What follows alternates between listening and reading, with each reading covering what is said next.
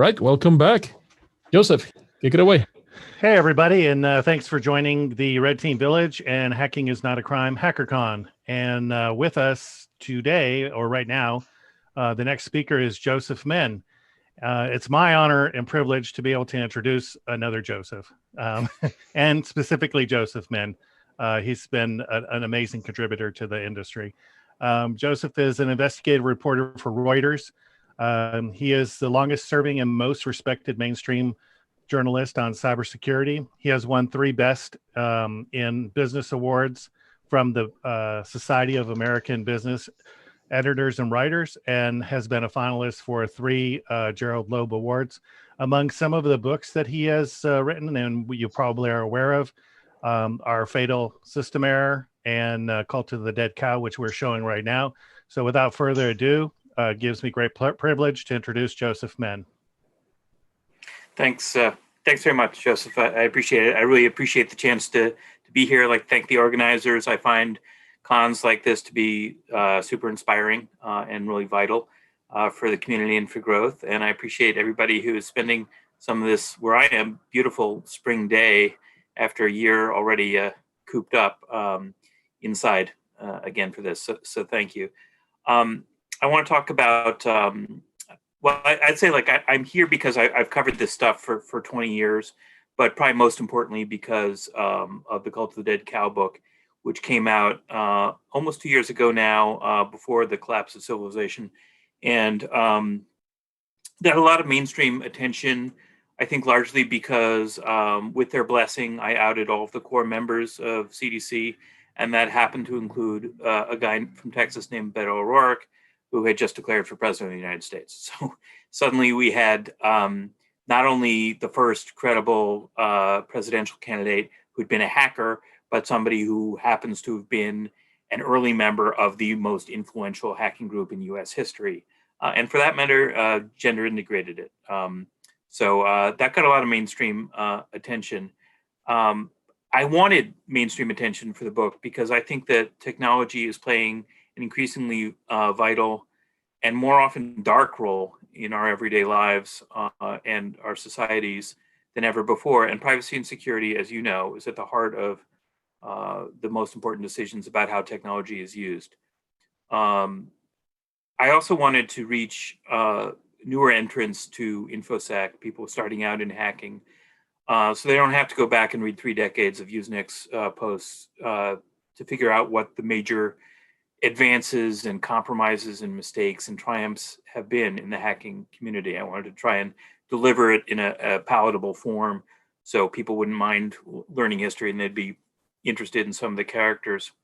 I think that more than ever, hackers are vital to society's development, not only because of the centrality of tech, but because I think the foremost quality of a serious hacker is critical thinking. And we are at some kind of all-time shortage in critical thinking. We have people who believe that the earth is flat. We have people that believe that there are microchips and vaccines that are actually going to save their lives. And hackers, by definition, are critical thinkers because they don't just work within the confines that have been given to them by some system. They try and see what else they can get the system to do. They can see how they can break the system and how to make it better. And I that needs to be celebrated. And I also, as I said, I wanted to reach new entrants into hacking and security because, it's gotten professionalized now, and that's probably inevitable and probably largely good. But you lose things when it turns into a sort of a mainstream profession. The old school hackers sort of had to develop their own moral code. And that's for a few reasons. One of them is that in the olden days, when there were modems and you needed to long distance connections in order to download files or connect to a bulletin board, most of them were teenagers and couldn't afford the multi-$100 phone bills that their parents were going to get stuck with. And so they pretty much, to a person, wound up using somebody else's credit card or phone calling card or taking advantage of somebody else's phone line. And it's not great that everybody was a criminal, but it did force them to think about moral consequences and moral decisions. Is it better to steal a little bit from a lot of people? Is it better to steal a lot from a big, uncaring corporation?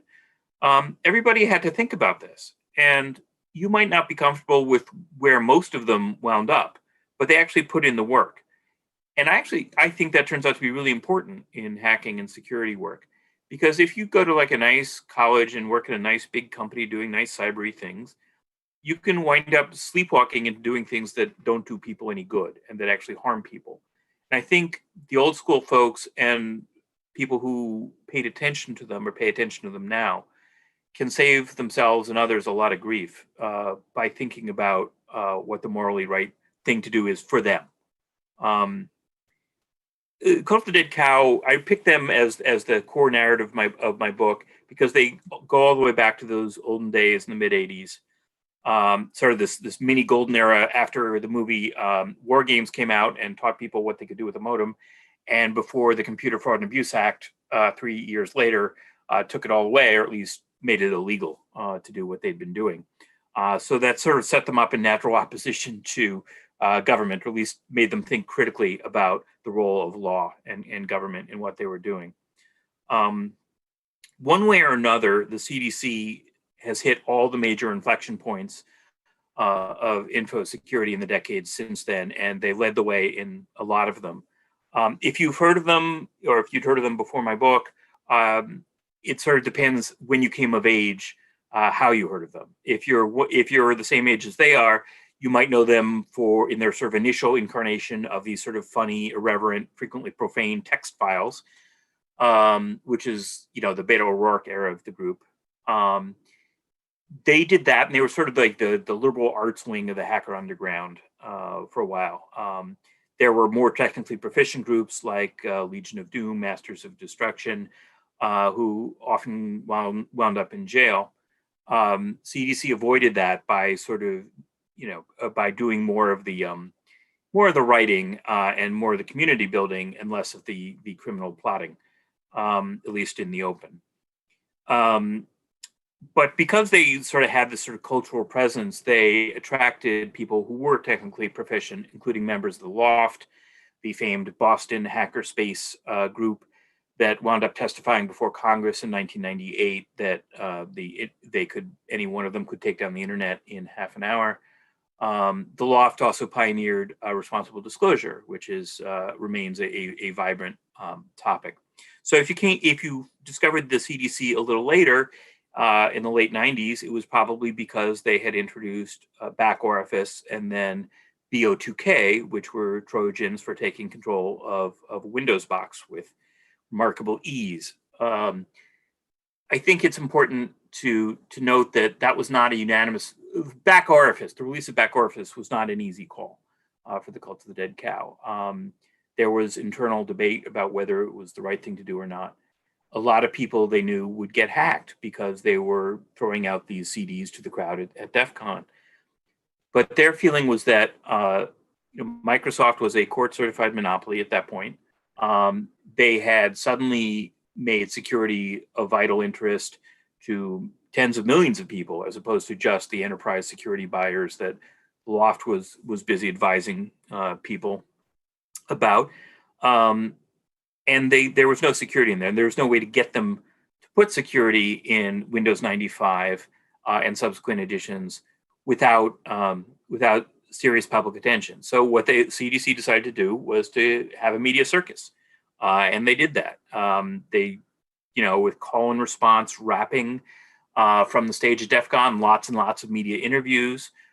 They put a lot of pressure on Microsoft and, helped unstick the great cargo ship from Redmond. There are a lot of things that CDC did after that, or its members, that were very important. I mean, in effect, they sort of created the modern InfoSec industry. They founded At Stake, which is one of the earliest boutique hacking as a service companies that went inside big banks, Microsoft and others, and told them what they were doing wrong. Some of the members, two of the members created Veracode, which is now $1 billion company, but was very early in binary analysis. So customers who couldn't see the source code or could only see third-party audits of source code could actually look at what the binaries were doing inside their machines, which was super important. And Mudge went on to DARPA, where he ran grant making for cybersecurity and offense and defense, and created a fast track so that an individual hacker or a couple of hackers who wanted to work with the government could do so. For our purposes today, the most important thing is that they came up with the term hacktivism, and they worked very hard to get it into the English language. They had a number of definitions over the years, but the one that resonates, I think, the most today was hacking and security work in service of human rights. And that's a really good grounding and frame. Again, as there was a range of people politically inside CDC, as well as, you know, a range of views about how often the law should be followed. But I think it's interesting that how the first target of hacktivism, and that was Chinese government censorship through the Great Firewall and later surveillance, and that really united the CDC because you know, there were people within the CDC who were hippies who hate the U.S. government, and there were people in the CDC that were working for U.S. government intelligence, but nobody liked what the Chinese government was doing to internet users. And so it was kind of a natural initial target for a broader political movement and trying to bring politics towards, you know, the technology industry as a whole. So one of the things they did was they worked on a privacy protecting browser, and that prodded Tor to adopt something similar, which is now how most people use Tor. Oxblood Ruffin, who is sort of the leading proponent of hacktivism within CDC, also had early talks with a guy at the University of Toronto named Ron Diebert, as Ron was forming Citizen Lab. And Citizen Lab has gone on to be, you know, the top watchdog that tracks how governments are misusing technology against their own populations. So they had a very serious impact there. Later, Oxblood's work with Tibetans, protecting them from Chinese malware, would help the Citizen Lab produce the first comprehensive account of an APT, in this case, broad Chinese surveillance of embassies, universities, and dissidents around the world. The next great wave, I guess, of hacktivism was 10 years later, and that was Anonymous. Like the CDC, Anonymous started out as sort of teenage prankster types, and then they had their own sort of development on the fly. For them, like, it was sort of an easy transition from 4chan and, you know, crap posting to well, what really got them mad was Scientology, which had gotten the CDC mad as well. And, you know, Scientology was devoted to censoring sacred texts, and like the CDC, Anonymous doesn't like censorship, and so they did a number of things against the Scientology, a number of real world protests, and and then I wrote a story in the Financial Times when I was working there that said that a security researcher was going to give a talk at B-Sides, San Francisco, and reveal the people that he said were leaders of Anonymous. And this prompted some of the more proficient hackers within Anonymous to hack the hell out of that guy, out of that guy's company, dump all his files and his emails, and put his social security number on Twitter, which wasn't very nice. And then they went on this amazing spree as LulzSec, where they took requests, and it was like performance art hacking. I remember in particular them getting inside one of Rupert Murdoch's publications websites and posting a false obit of Murdoch himself. This ended with some FBI and UK equivalent investigations, in particular the arrest of one of the core members, and who they then turned against the others. And then things went quiet for a few years. And then there was this third wave, I would say, where two, in particular, Hacking Team and Gamma Group, which both provided surveillance tech, were hacked by an entity calling itself Phineas Fisher, after Finn Fisher spyware that was sold by Gamma Group, supposedly only to fine upstanding governments, but in fact to lots of people who are not very nice. Phineas Fisher held themselves out as a public-spirited anarchist, and he, she, they, it dumped files online, and a pretty instructive how-to guide explaining what their process was in getting into both of these companies. What software was they found that was an error, and sort of calling on others to do this themselves. Unlike the leaders of LulzSec, Phineas Fisher has never been identified or arrested, to our knowledge, and it's unclear who or what Phineas Fisher actually is. I go through some of this in my book. It is possible that Phineas Fisher is the lone hacker with amazing skills that they make themselves out to be. It is also possible that Phineas Fisher is a Russian operation. And one of the reasons I say that, Russian intelligence, one of the reasons I say that is that at the same time that Phineas was dumping Hacking Team and Gamma Group tools, which were used primarily by Western authorities, known Russian intelligence was dumping tools from the NSA and CIA, burning them in the middle of this sort of big Cold War going on in cyber espionage. So we don't know.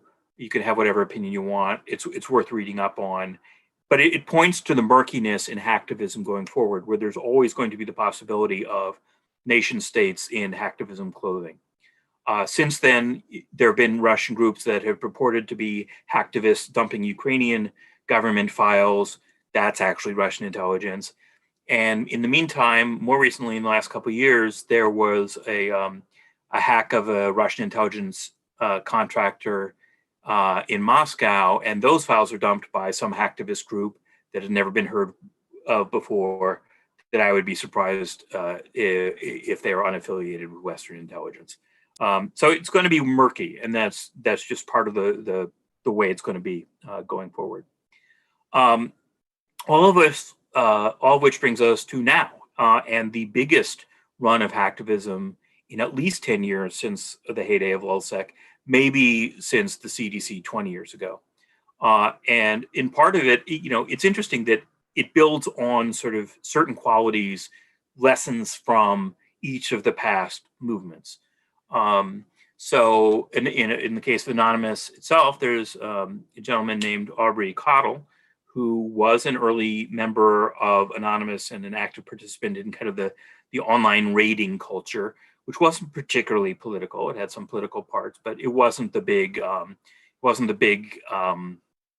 political stuff that we saw come later, where it was against oppressive regimes and that sort of thing.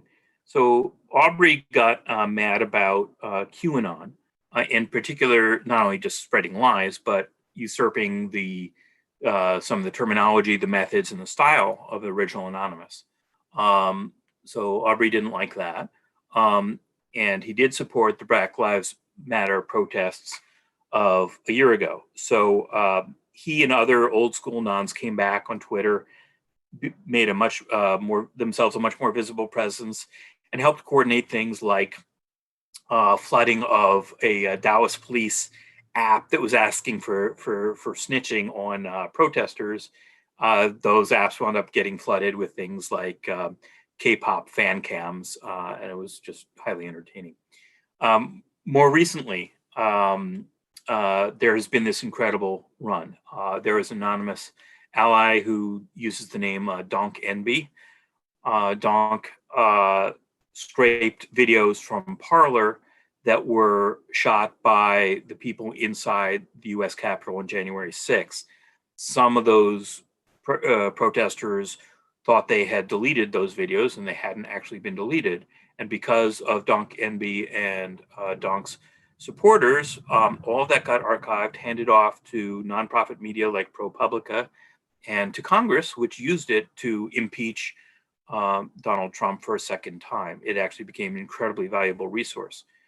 Somebody else, people unknown, hacked Gab repeatedly, another right-wing network, and archived and preserved private messages and group messages, which are being shared selectively with researchers and the media via distributed denial of secrets, which is kind of a WikiLeaks done better.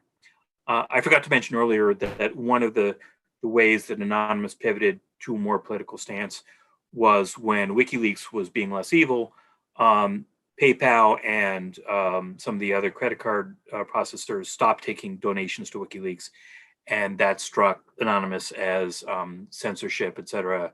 So they launched denial of service attacks on PayPal and others. So that was, again, sort of censorship, core internet values, freedom of information, helped provoke people who were more interested in hacking and pranking to a greater political stance.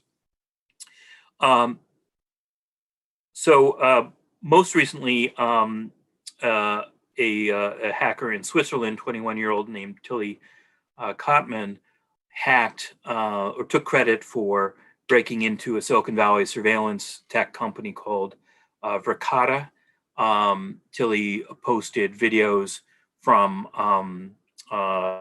inside Verkada, which included jails, medical facilities, big corporations, stuff that not everybody at Verkada should have been looking at, let alone the open internet, and this was exposed. That was pretty dramatic. A lot of companies either cut ties with Verkada or said they would look again. In the meantime, U.S. legal proceedings that were already underway sped up in a big way.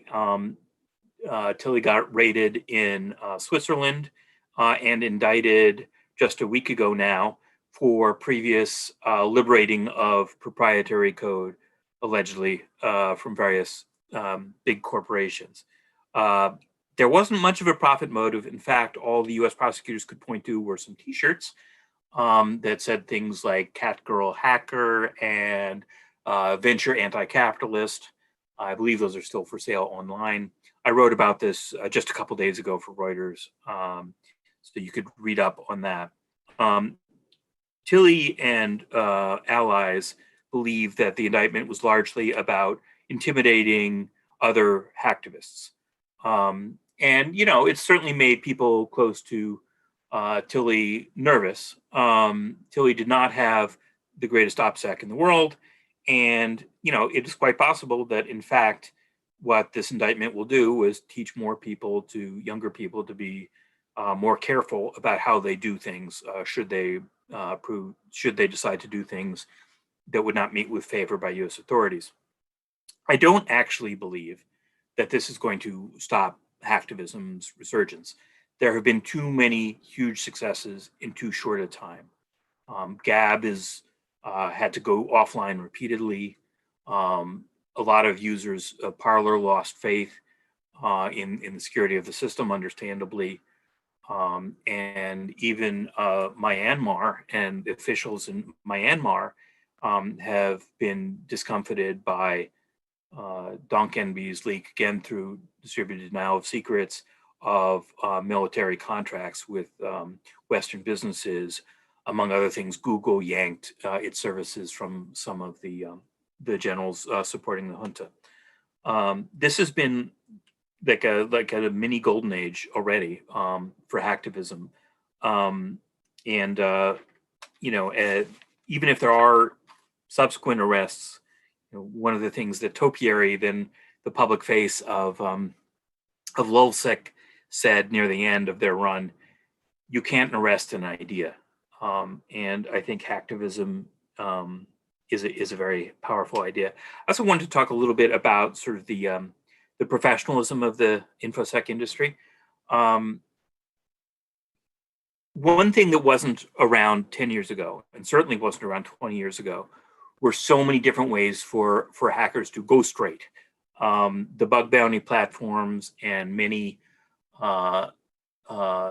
individual companies offering vulnerability disclosure programs and bug bounties directly are a wonderful resource and a good way to earn money while doing good. But they also buy silence. The bug bounty, the major bug bounty platforms, they have arbitration ways of arbitrating this, but they really do tend to favor the companies that are paying for their services.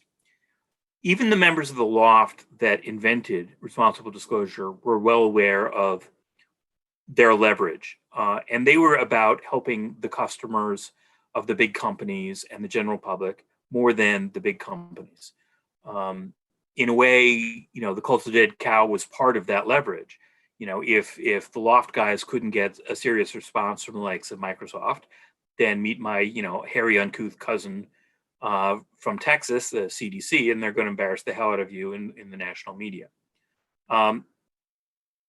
So I think they would look askance at some of these programs now.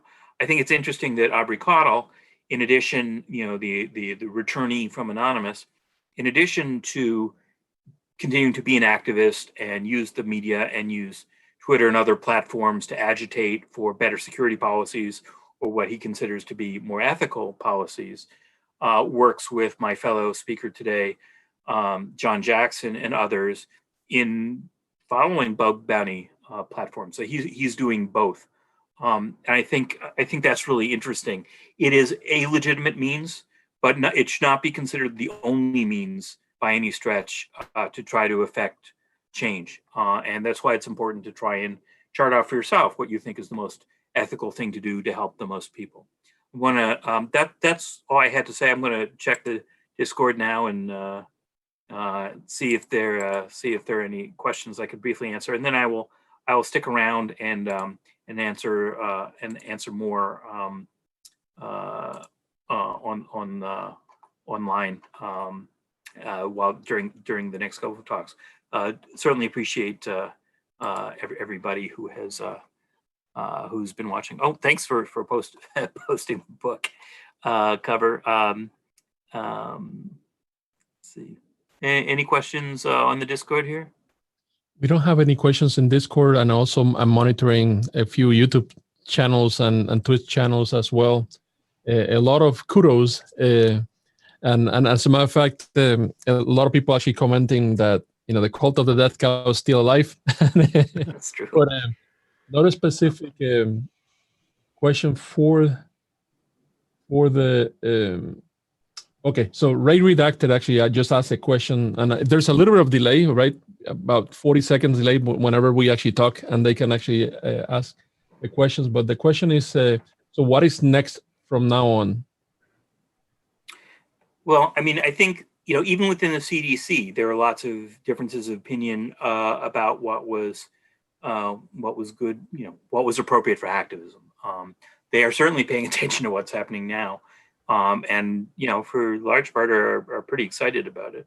I think the overtly political hacktivism against Gab and Parler is super interesting. I will say that I think one thing that has also, CDC was very good at using and sometimes abusing the media. I think that's a key component that that Anonymous picked up on. I think we're going to see more of that going forward. And there's some argument these days. Some people think that Facebook and Google and the other big tech powers are so obnoxious that good security, ethical security work can't be done within it. If you happen to believe that, I don't think that's true, because people have been able to do things within it by working back channel with media, with activists, with groups like Amnesty International, with members of Congress. I think that even individuals can make great contributions to, using technology as a moral force for human rights, wherever they are, on their own, inside smart startups, nonprofits, big companies, government. There are many more ways to get the job done now than there were in the times of CDC, and CDC and others have paved the way to make that more doable. And I think people will be taking advantage of all those different channels, legal and extra.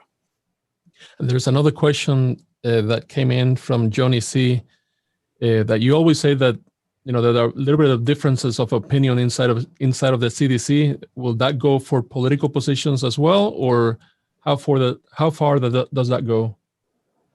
So I think the majority were left leaning, but not everybody was, and within left, there's a pretty big range from mildly liberal to march in the streets every day. So I think that was the range realistically. Like